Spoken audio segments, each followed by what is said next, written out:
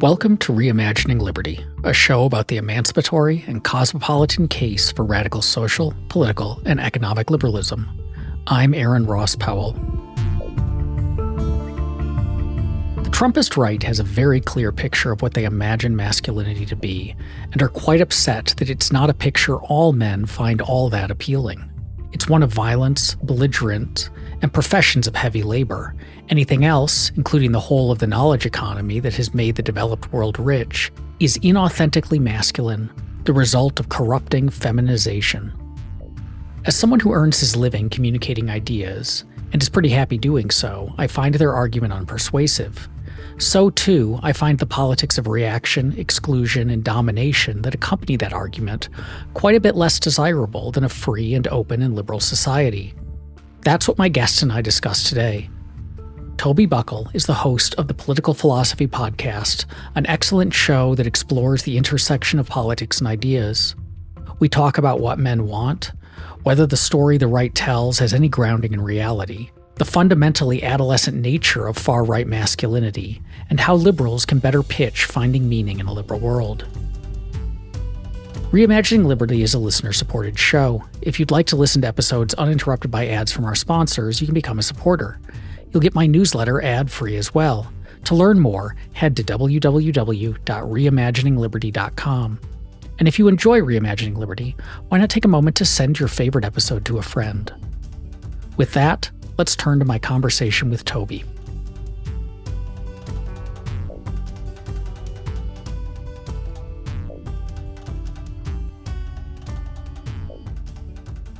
In a letter Sigmund Freud wrote long ago, he said, "The great question that has never been answered, and which I have not yet been able to answer, despite my 30 years of research into the feminine soul, is, what does a woman want?" And I thought of that as I was reading your Liberal Currents piece about whether men want to be heroes and the conception that the right has of what it is that it means to be a man and what men want. And so I figured we could start there. We talk a lot about men right now in the political scene. What is it that men want? Yeah, I guess to start modestly, I don't know, man. Like, I don't put myself forward as any great expert, other than the fact that I am one. That's basically as far as my expertise really goes on this. I should have got writing about it almost a bit by accident, in that I wrote about Trump, which is what I'm not going to say wanted to write about, but what I felt was important to write about. And then I kept seeing various, what I call think of the poor men pieces. And so I'm going to write something about this. And I did, and it became quite popular. And then people were saying, oh, you have to respond to this Chris Arnard article. And I read it, and it was the stupidest thing I've ever read. And I was like, okay, I can have some fun with this. So I wrote about that. What do men want? I don't know, and I can't speak for all men. And I don't claim to speak for all men, unlike many people who write on this. I merely observe in this article that people who, usually on the political right, imagine a intrinsic masculine nature, a set of urges common to all of us, perhaps suppressed by liberal feminized society, perhaps an intrinsic desire to be heroic, to be a protector, to be a provider. All I really note is that free choice seems to disprove that, like empirically disprove that. Like, men today have far more ability than in any past age to go be a soldier or a firefighter or policeman, whereas past ages, class or hereditary hierarchy might have held you back. Today, anybody can do those things. And by and large, with exceptions obviously, but by and large men don't. And that was really the only point I was making. It was kind of a negative point. I don't know if there's some intrinsic male soul or not. I really don't. But the people who claim to know seem to be describing a world that just doesn't exist. That was sort of the point in my article, and it was a much more limited point, Yeah, I mean, I think there's a lot to this, because there is very much, I think back to was it the pajama boy ad that was that was that Obama that put that out, like Obama campaign, but it was back when everyone was talking about metrosexuals. And Wasn't and it just like it was a for health insurance or something? It wasn't yes, even I think related it to was something like Obama. that. Yeah, but it was like Anyway. a very like guy in pajamas, not the Spartan warrior looking person, and the right went off on this. And there's a particular kind of story of what masculinity is, but there's an odd sliding between like a normative and a descriptive claim there, because I think you're absolutely correct that most men, given the opportunity to choose that particular lifestyle, which is very like, it's not knowledge workers, it's very martial. It is to be a man is to engage in like physical feats of strength on some regular basis that goes beyond just like going to the gym, which lots of dudes do, but isn't sufficient to live up to this conception. Um, it is it's being a provider, but being a provider who provides primarily with upper body strength. Um, it's defending, but defending in this again kind of violent way, or at least the capacity for violence is central to this. Um, and but there's this sliding between like that is what men want, and then a like that is what men ought to be. And so if you want, it's not just enough that like they think men want this, but they think wanting something different from that is itself a problem. Yeah, they're And working backwards from the normative to the descriptive, right? They have a sort of vision of the world, and I think I'm not even being rude about it. I think just as a sort of matter of fact, it's not a coherent vision of the world. Like, it doesn't all hang together. They want a number of different things that you couldn't realize simultaneously. But from that normative vision, yeah, albeit an incoherent one, they're sort of working backwards to this sort of, it gets called biological essentialism, which is sort of just a fancy way of saying if you're born a man with certain chromosomes, you're going to have certain needs, wants, and desires. And, you know, a liberal society or a feminist society might try and repress those desires, but it'll only end up making you and everyone else unhappy. But no, I think you're right. I think they're working backwards from the normative to the descriptive, which all sorts of people do all the time. I'd also add there's an element of resentment and restoration. There's an element that something has been taken away, something has been stolen from you, which needs to be returned. And that's a pretty old idea. You can go back to the ancient Greeks and Romans talking about how men aren't real men these days and we need to get back to real masculinity. It's also a very persistent theme in fascist thought that the world has become feminized and that men need to remasculinize the world. one thing that struck me thinking through your argument was it's not that men in general don't want this kind of lifestyle, because there are some who do. It's not universal. But one particular group that I think does, or at least fancies this lifestyle as desirable, is teenage boys. That so much of the the media that teenage boys consume presents this lifestyle. The video games that teenage boys play are power fantasy video games about whether it's like Call of Duty style stuff or medieval warriors style stuff that is not just martial and violent, but like centers you as this heroic person fighting back against. So you're a violent protagonist in a grand narrative centered around you. And I think the kinds of things that adult men want are not appealing to teenage boys. Like if you described to 14-year-old Aaron what 46-year-old Aaron does for a living, he'd have been like, that sounds kind of lame, man. And most of us work, because where when you're a teenager, you just have kind of a different perspective on the world and what's cool. Um, and and so what occurred to me reading your piece was how much this is just like an adolescent view of the world and an insistence that men, the proper way to be a man to some degree is to remain forever an adolescent. Yes, adolescent. To maybe even go one step further and one step perhaps more insulting to those who hold this, an adolescent fantasy. Because even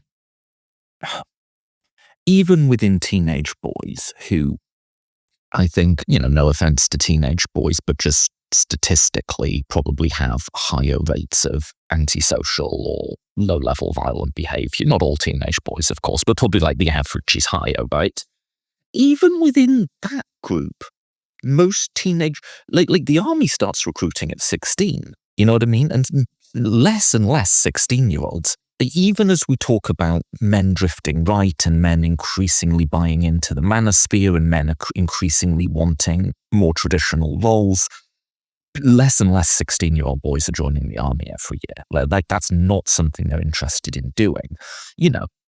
We all have fantasies, right? I think men fantasize about violence a lot, but by the same token, not every sexual fantasy you've ever had would you actually want to happen to you. These are ideas that you have in your head. Men fantasize about being in combat roles. They usually don't seek them out. I think, it's a fantasy, but it's a fantasy that they feel has been taken away from them. And I think that's what it's actually about. It's not about the fact that men can't do these things anymore. I think the root grievance is that women can. That women now have opportunities that they didn't before and are no longer automatic social inferiors to men. And I think a lot of men have been conditioned or raised to find that really unacceptable. And so they both escape into these fantasies, but also use these fantasies as a political cudgel and as a form of aggressive political speech. So it sounds like there are then three explanations or attitudes driving what might be going on. And so let me see if I can articulate all three so we can dig into which one or combination of them is really at play. So one is what you just described, which is essentially a resentment that the range of options available to women has expanded, in part because liberalism made us rich enough that people, when you're richer, you have more options on the table, and women are taking advantage of that. And changes in social status and kind of conceptions of the narrowness of gender roles have shifted so that women have more options outside of the prior constraints. And there's a resentment that, why are women getting this expansion, but I don't feel like I am? I don't feel like men have gotten. So even if like the sphere of options available to me hasn't shrunk, it hasn't grown. Let's just stay with this one. Let me try and put a bit more specificity to it. If I were to try and sort of steel man and give, I think, the most coherent and plausible version of what the complaint is here, it would be something like this. Gender roles are changing, right? From, let's say, the traditional, in which men and women have defined but distinct roles. There's things men do, there's things women do that are different, right? Men hold doors open and pay for dates. Women, take the surname and submit to their husband, right? We all understand that. And then there's a more modern set of norms, let's just call it egalitarian, in which your gender doesn't matter, same pay, equal rights in the workplace. Maybe you split the check for the date, so on and so forth. I think right now we kind of live under a mixed regime of both. Like, sometimes you're operating by a traditional set of norms, sometimes by an egalitarian one. Now, if I were to give the most dignified version of it, I would say for men and women, if your life's not going particularly well, it's easy to feel like you're catching the worst of both worlds. That if you're a man, you're no longer benefiting from, you're still expected to have all of the obligations of the traditional set of norms without having any of the benefits, right? It can also feel, and I think both genders feel this way, that the other side is opportunistically appealing to whichever norm benefits them in the moment, and we're getting screwed over. Women, the complaint would go, want equal pay and advancement in the workplace, but they also want us to pay for dates. That's a very common right-wing talking point. Conversely, though, I've heard a lot of older women say, feminism screwed me over.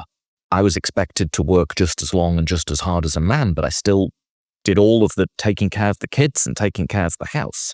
So I think that is a common complaint on both sides. If I were to give it its most dignified form, it's that as we shift from one set of norms to another, a lot of people feel like they're getting caught between the cracks. But that's at its most dignified. I think a lot of the time it really just is anger that women have freedom and are asserting themselves.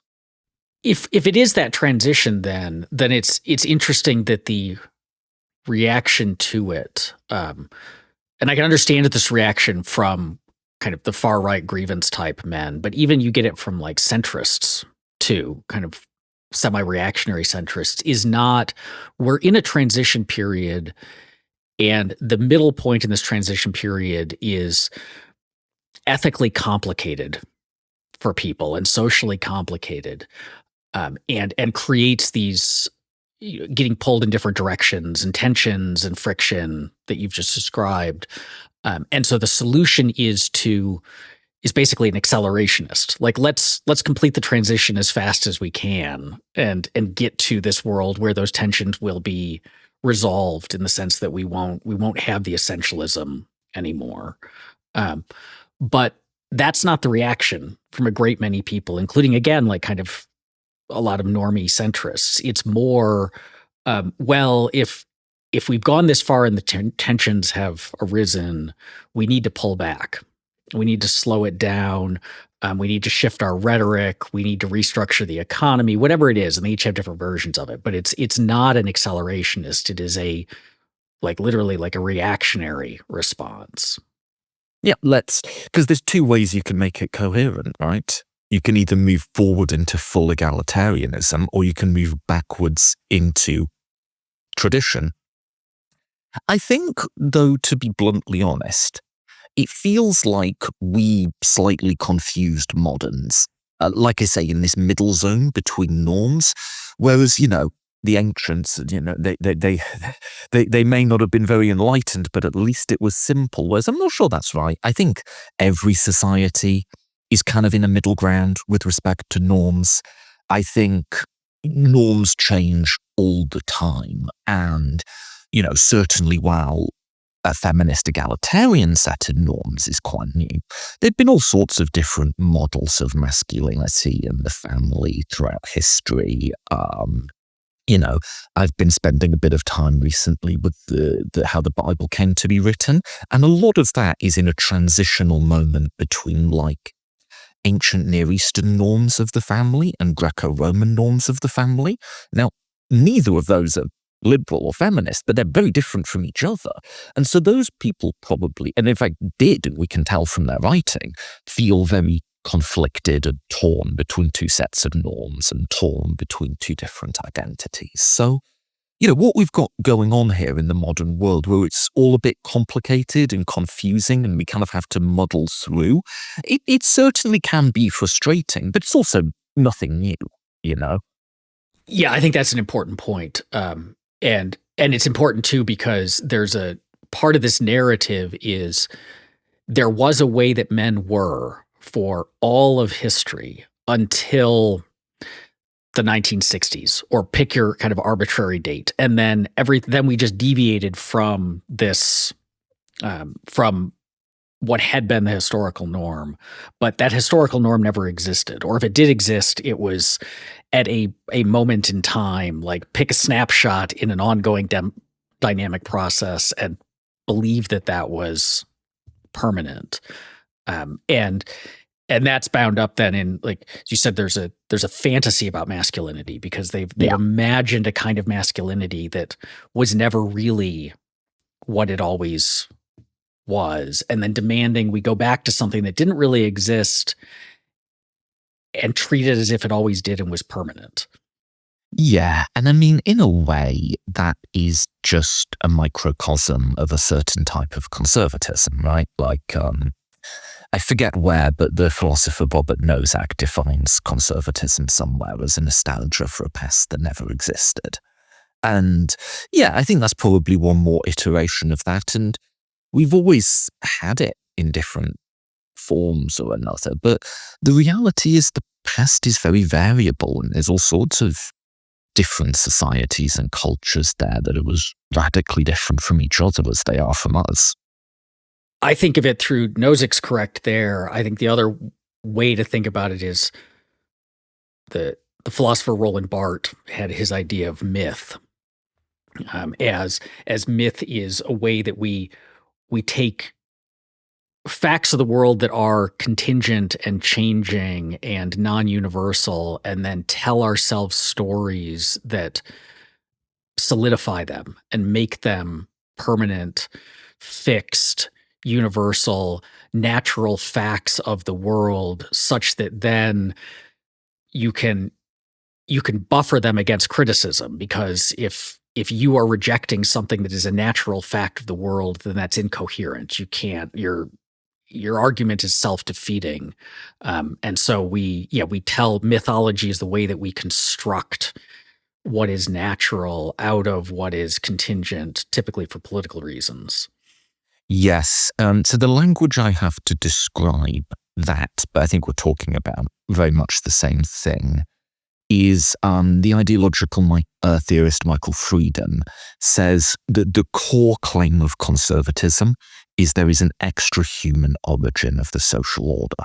So whereas the liberal believes in charting new ground and using human reason and ingenuity to construct a social design that has not yet existed, for conservatism, progress, or at least positive progress, is about reversion to an underlying structure or reversion to an underlying mean.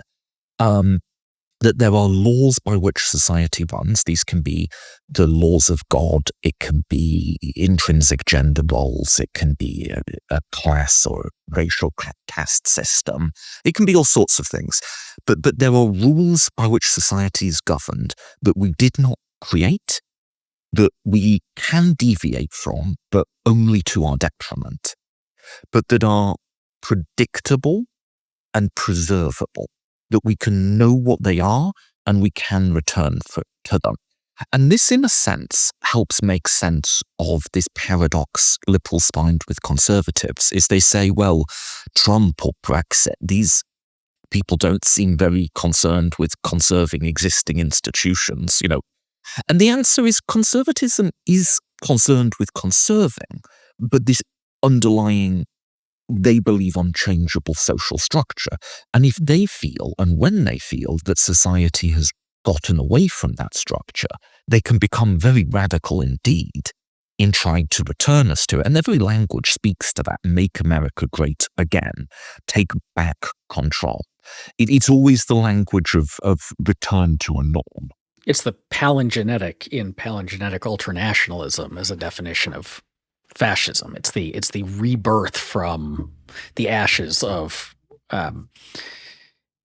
But this also, this brings up, then I had said a little while ago, I thought there were kind of three prongs of grievances. I just took us straight down one of those, but yeah. Right, but this, I think you have now thoughtfully brought us back to what I think are the other two, which is this odd. So one is, let's imagine you're a man who wants this particular conception of what masculinity is, and you want to embody that, live that, form your identity around that. One of the things about contemporary liberal society is the incentives don't push in that direction. So if you want to be successful in the economy, embodying that version of masculinity is not how you achieve it, because the highest paying jobs, the highest prestige jobs are not those kinds of jobs, except maybe we'd say like being a professional athlete gets you somewhat in that direction, but not many I people can might be push professional. back a little on this, actually, Okay, but go ahead. finish the point. So there's an objection that like the incentives in society encourage people to not live in that way. But then the third prong, which I think is related, is it's not even like it might not even be that society disincentivizes this.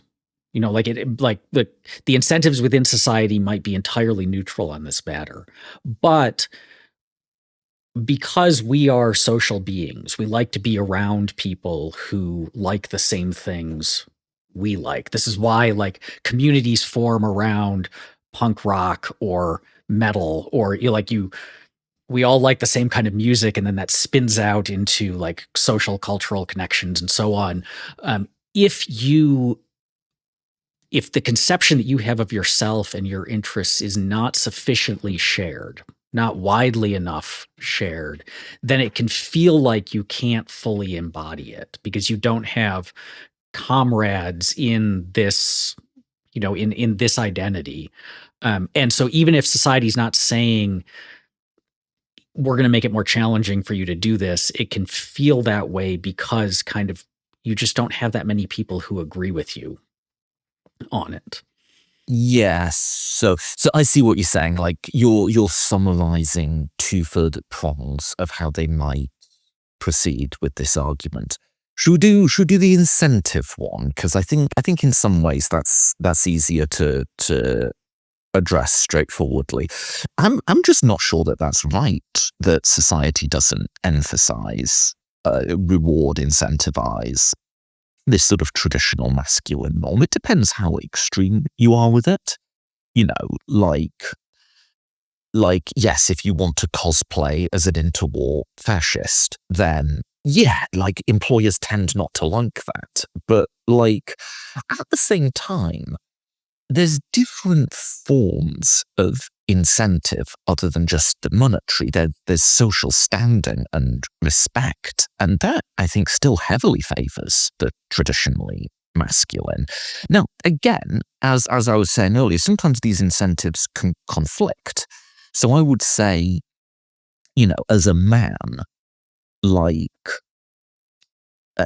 backing down if challenged to a physical fight. I think there's kind of like a social incentive to not do that. You would feel, I think it's just ingrained in us, we would feel a certain sense of shame with that, even if we know that's the sensible thing to do. And yet at the same time, a guy who goes out and gets in fights all the time is probably unlikely to succeed in today's society. So there's a conflict there, right? It's not always coherent. But I would say that professions like firefighter, like serving in the army, police, even despite all of the fact that they've not covered themselves in glory recently, are still professions that are held in very high social standing. Like, people still say stuff like, thank you for your service. Like,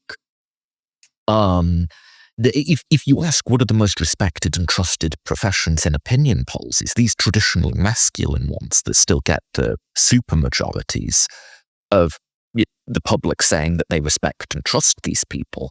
So I think, in terms of what's likely to make you a billionaire, accepting like professional athletes and so on is probably not so much. Like it's, being really good with computers or something is probably your sort of most profitable. But if you take a sort of broader, more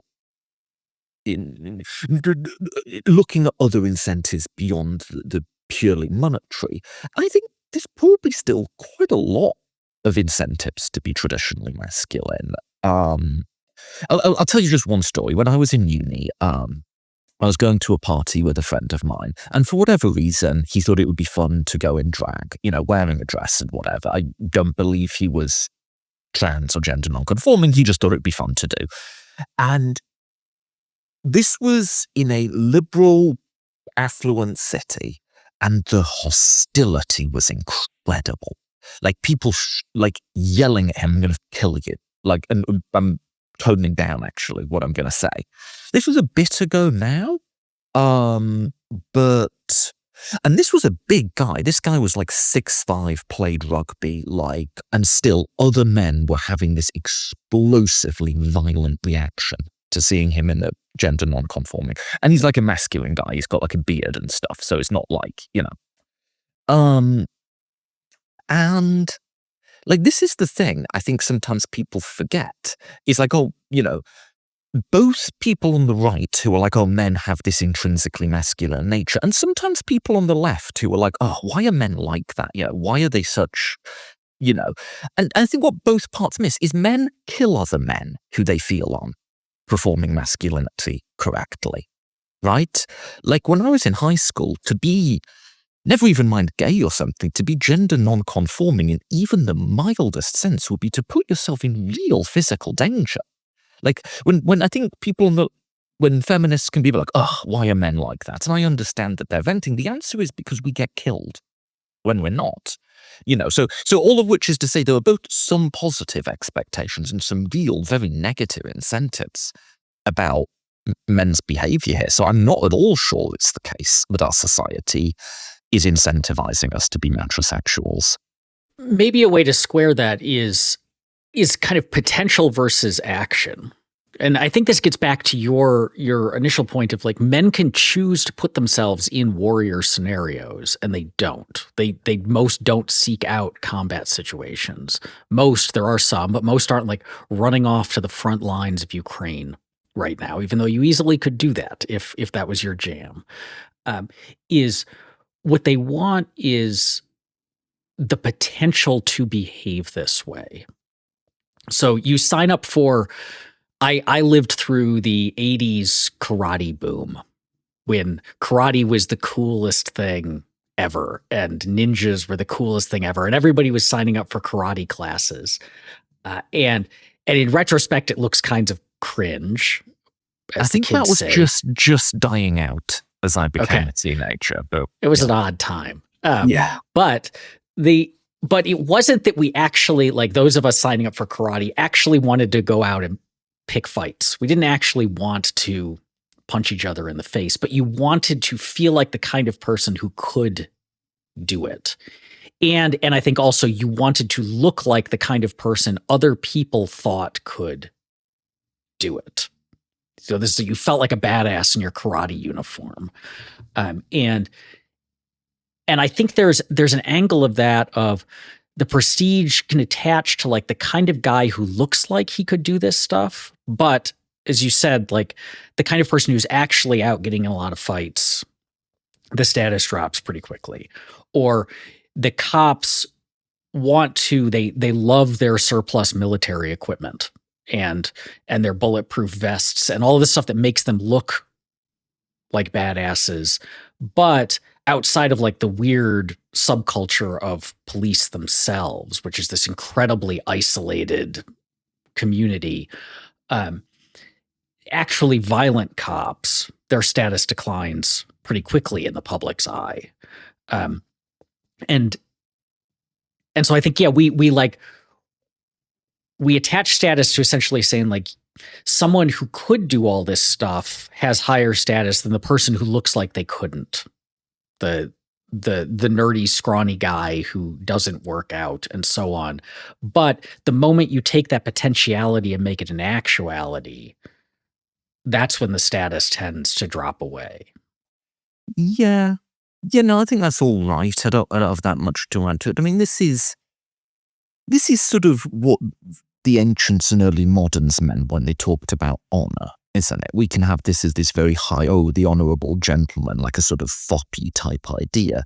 But I think as Hobbes saw quite clearly, honor is power. Honor is the perception that if you mess with this person, they have the capacity to respond and potentially respond violently, right? Like, that's what dueling's about. If like someone insults you, you have to reestablish your social standing as someone who can respond with violence. And I think all of that's still with us. We just don't have the language of honor and restoring it anymore. But that impulse is still there.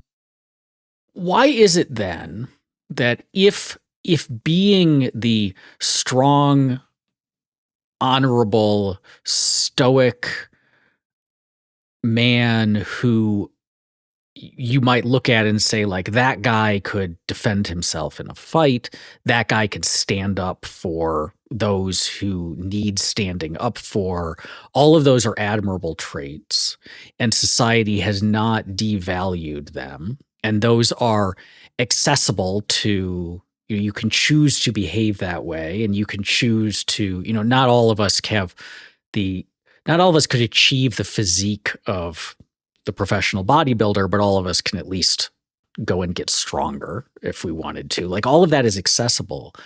Um, why is it then that, to get back to like kind of the right wing conception? So you look at someone like Pete Hegseth, the Secretary of Defense, who I think he imagines himself as embodying all of that, and he wants the military. He's like, basically get rid of all these like feminizing questions of like logistics and intelligence gather, all the stuff that actually, and replace it with just like, a war? Yeah, do a lot of push-ups, and that's how you win wars.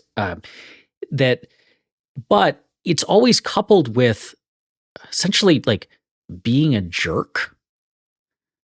The stuff that they like marry it to behavior that then doesn't make them likable, doesn't make them admirable.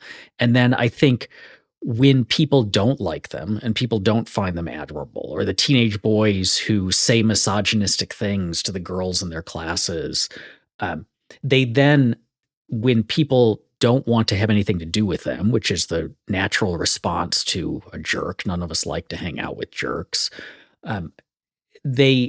they treat it as society is rejecting masculinity versus society is rejecting being a jerk. Yeah. So, first of all, what has actually been taken away from them here? Because anyone can go work out and learn MMA, right? Anyone can join the army. Almost anyone can join the army. What's been taken away from them is women as automatic social inferiors. And this is, again, like the idea of honor, like the idea of humiliation. This is something we don't have a very good language for, and liberalism hasn't developed a very good language for. But at its core, and the ancients recognized this very clearly, freedom is both about not having someone above you and about having someone beneath you. It runs both ways. And whereas what we might call the Republican tradition, small r, sort of the type of freedom social justice people might talk about, is the not having someone above you part. What they're concerned with is the having someone below you part. Having someone you can always behave badly to, always have a degree of control over, always humiliate. That's what they've lost, right? That's what they're in fear of losing.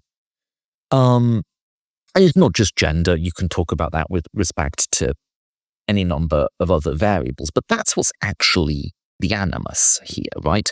I think the other part, and someone like Pete Hegseth seems like quite a clear example of this to me, is how much people are just prying their brains online, and how much just dog shit beliefs are part of this. And we analyze it as philosophers and so on, try to think through the reasons and the structure. A lot of these people are just going on and sitting for hours a day downloading misogynistic memes and rants and conspiracy theories into their head. And in their inner monologue now unironically use the words like femoid and so on. And at a certain level, it's a grift. Like, some people are becoming very rich off people buying into it. But on another, real leaders of the movement have clearly rotted their own brains on this stuff. They clearly buy into it themselves on some level.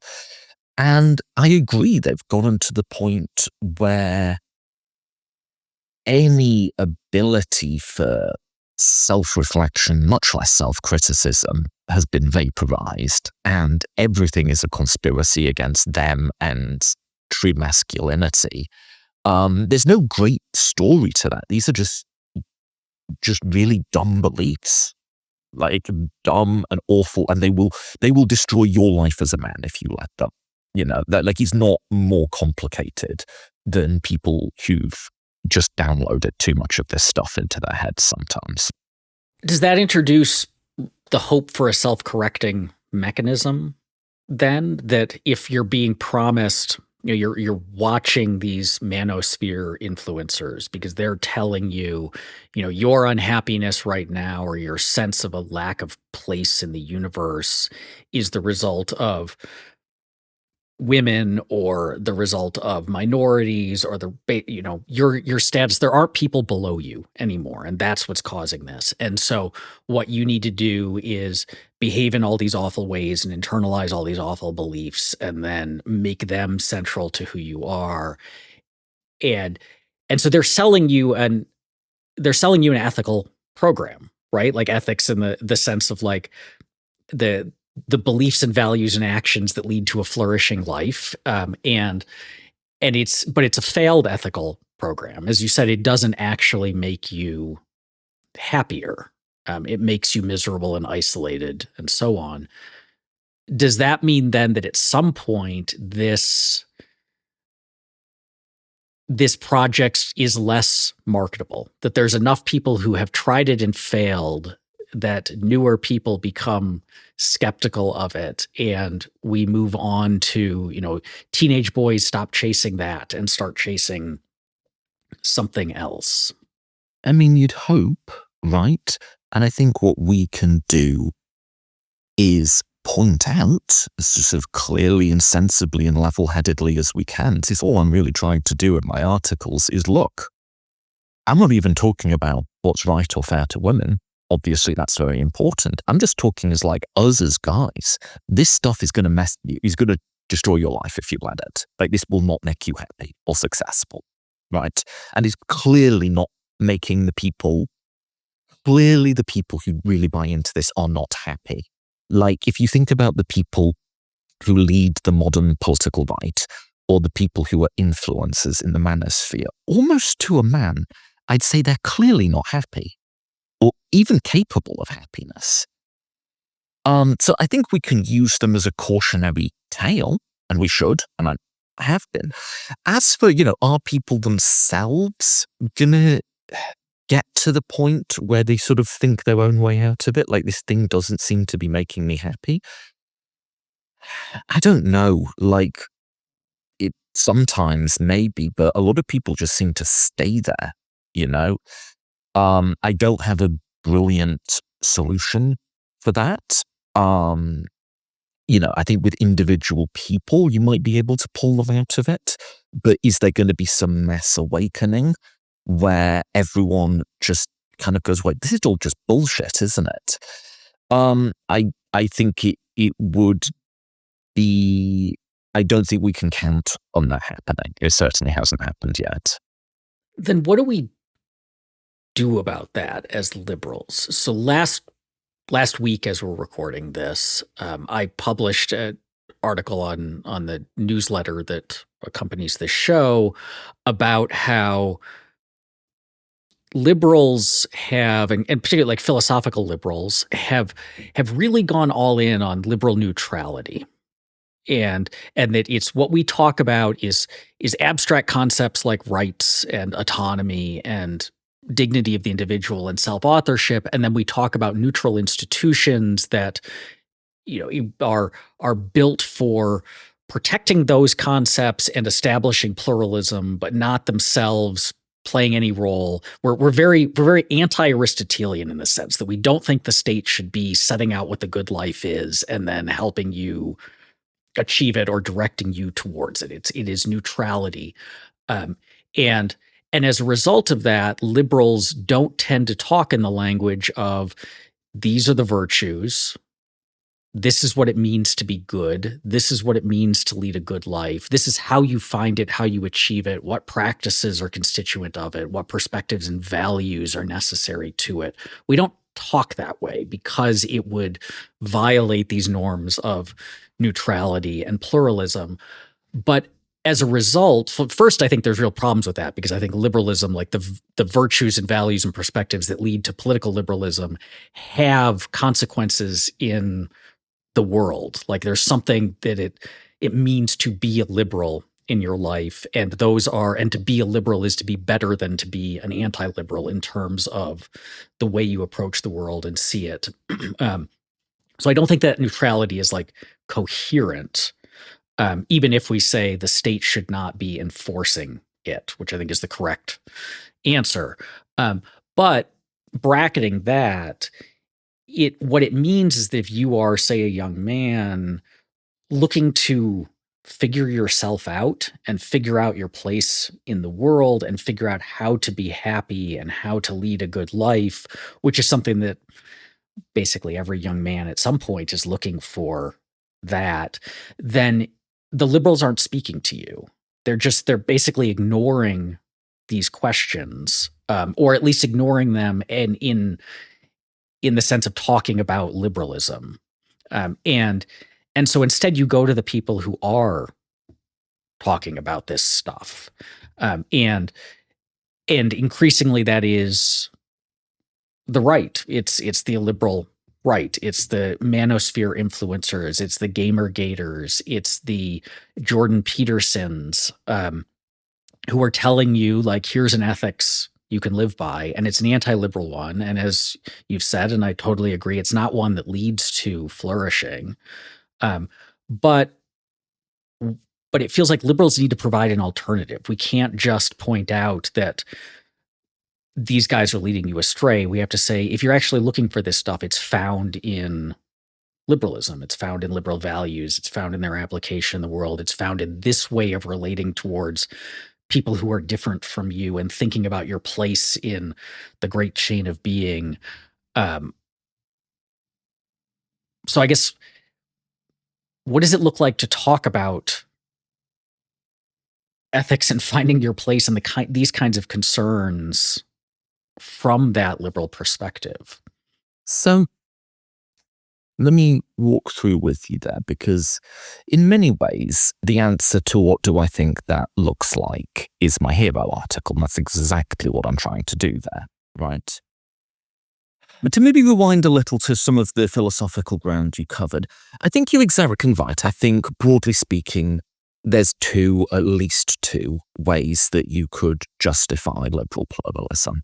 One of which is you could take a neutrality approach, and this probably be most associated with the philosopher John Rawls, but you could sort of see here the governing liberal state as something like a referee between various different groups, making sure they all play nicely together.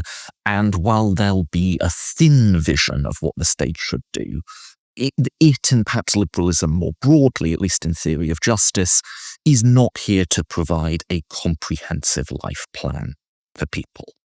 Now, I think, as you say, there's all sorts of coherence and philosophical concerns with that project. I think you can't put a neat dividing line between thin and thick conceptions of the good, and the very terms themselves are more evocative of a continuum than a dichotomy. I think there are many issues, for instance, you might mention abortion as a fetus a life, that it's not just that both sides disagree, both sides could not agree to a framework in which that decision could be made, right? So there are these sorts of concerns as well. But then there's also persuasion and efficacy concerns. Now, there's another way, which you might call comprehensive liberalism. So if you want to stand in for this, someone like John Stuart Mill might be a good one, moral philosopher, but very morally consequentialist. This is about what is good for people and what's going to make people happy. And instead of saying, we're not going to try and say what's good for people, we'll just try and enforce this neutrality between them, you start the opposite way. You say, we know what's good for people. And what's good for people is making choices for themselves, is learning, is growing and developing as people. What's good for people is living in a pluralist society where I can, just as you say, it's all very well to say you have the freedom to lead a particular lifestyle. You have the freedom to be gay. But if no one else in my society is gay, that's a pretty thin form of freedom, right? I need to see people living that lifestyle so I can model it myself. I can be in community with them, right? And it's good for people to have multiple different models that they can think and choose between. All of that is good for people. And by having that, we create a society that will overall be happier and healthier. That's the comprehensive liberal vision. Now, there's sort of all sorts of concerns about that, of like, oh, doesn't that mean that you're telling people what to do and so on? What's the sort of limiting principle here? And, Mill reasons that out very clearly. The limiting principle on that is the liberty principle, which I think is a pretty good one. It's about you pursuing your life in your own way, and the limit is the ability of other people to do the same. That's the limiting principle. It's not some abstract neutrality. Now, within that moral vision of saying we believe in pluralism and development and progress because we think they're good for people, you will want to carve out certain pockets of neutrality, right? You will want to say, because we think pluralism is good for people, we generally want free speech. You'll want to do, but it's not because neutrality is justified on its own terms. It's because it's carving out these pockets of neutrality can be a useful tool for the types of goods that we think lead to people having valuable and flourishing lives. And so anyway, that's the philosophical ground. To get it into the practical case, where do you go with that? I mean, I think the argument at its simplest is it's about, do people need to be locked into a single archetype of how to live, and will that make them happiest? Or is providing people a range of archetypes and letting them choose going to make them happier? I think that's the core conflict, right? And so I think our side of the case has to be, we as men today, it is perfectly available to us to be the traditional masculine man, to be a soldier or a firefighter. That is an archetype that is still on the table and that we can choose. We can also choose to be, let's just go to the other extreme and say less traditionally masculine. We can choose to have a sort of more traditionally female presentation. We can choose to date either men or women. We can choose, perhaps we have a role as a caregiver, as a parent, or caring for an elderly relative. That's something most societies perhaps wouldn't have allowed men, right? Or at least discouraged. We can choose between any of these sorts of archetypes and make them their own. And all I'm doing here is I'm translating Mill into modern words. I think that's better. I think it's better because people are different. I don't think all men are the same. I think some men, it is good for them to be traditionally, to be a firefighter. I think that's what's going to make them happiest. I think for other men, to be a stay-at-home dad might be what makes them happiest. And I think they'll be better at those because they've chosen them. I think their lives will be more meaningful because they will be self-directed. I think that's good for people.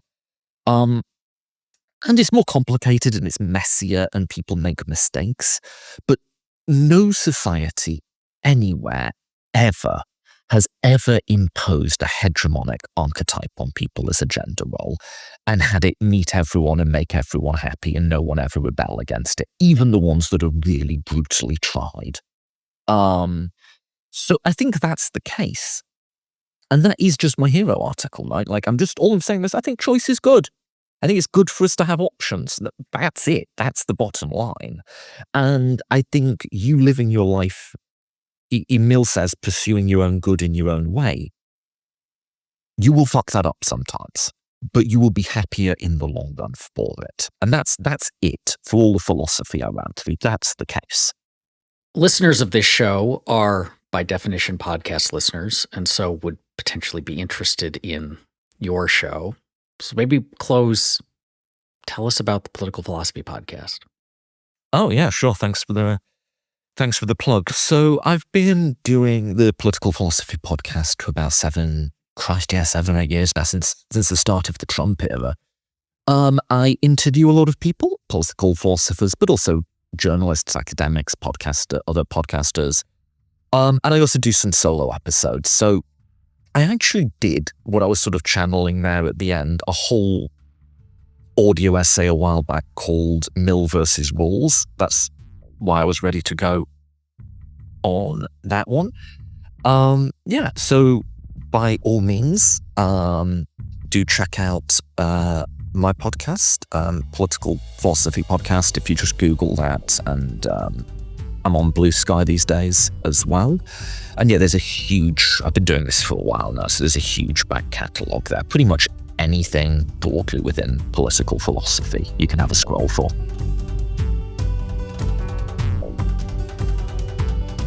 I hope you enjoyed today's episode of Reimagining Liberty. If you'd like to listen to future episodes free of ads and sponsorships, you can become a supporter for just a few dollars a month. Head to www.aaronrosspowell.com to learn more.